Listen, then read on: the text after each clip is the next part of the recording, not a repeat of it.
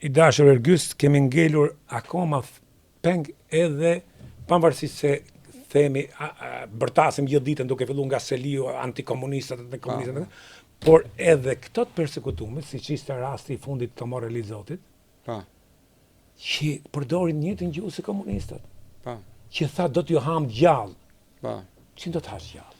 Në radhë parë, kur ta thush fjalën, qose e burr, shko, i hajshe gjallë, ke pas ka me i hangër gjallë. Se 3 qereku atyne që të kanë hangër gjallë, kanë vdek.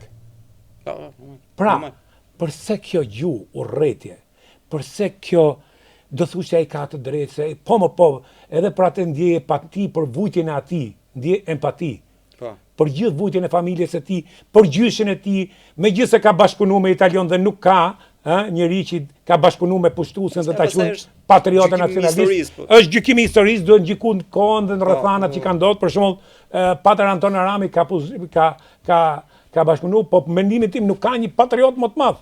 Sepse bashkëpunoi për shpëtu Shqipërinë nga shelbat e të mëdhenjve, siç thot ai vet në atë letrën që ka lexuar, është një letër nuk e di ka randor ta japun. Ajo letra që ka lexuar në parlamentin shqiptar kur mori regjencën.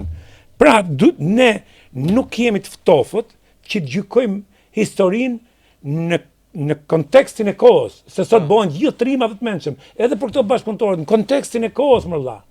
Pra, se nuk jemi ne si shoqërit Çekia, Gjermania, e kishin Stasin, e kishin policinë e fshehtë, por bën një katarsis. Bën një katarsis dhe kanë rarë hasi shoqërisë sot. Pikërisht pra, kjo është. Kurse ne nuk e lejmë, ne edhe jemi kalp mrena dhe pranojmë që kemi mushkënit e pastra fare. Ne jemi vendi që kemi pas diktaturë më të egër në Europë. S'ka qenë askush nga vendet për rreth komuniste, vendet e Traktatit të Varshavës në këtë lloj nivel totalitarizmi si Shqipëria. Dhe praktikisht jemi vendi që kemi bë thujsa asgjë për hapjen e dosjes dhe për dekomunizimin dhe për lustracionin. Pra, që kemi ndërtuar që ka përpjesësim drejt sa më i egër regjimi, aq më pak zbardhja e vërtetë.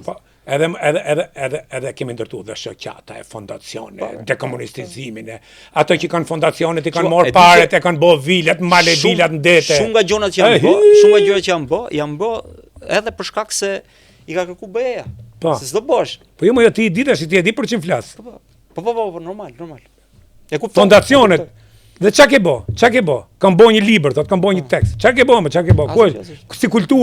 Si kulturë ke kriju, mendon ti se është kriju sot njoja dhe dekomunizimi në psikoanalizën tonë? Kulturalisht ne vazhdojmë të trashëgojmë atë lloj mendësie, atë lloj mentaliteti, atë lloj sjellje, të njëjtat shprehi si në kohën e komunizmit.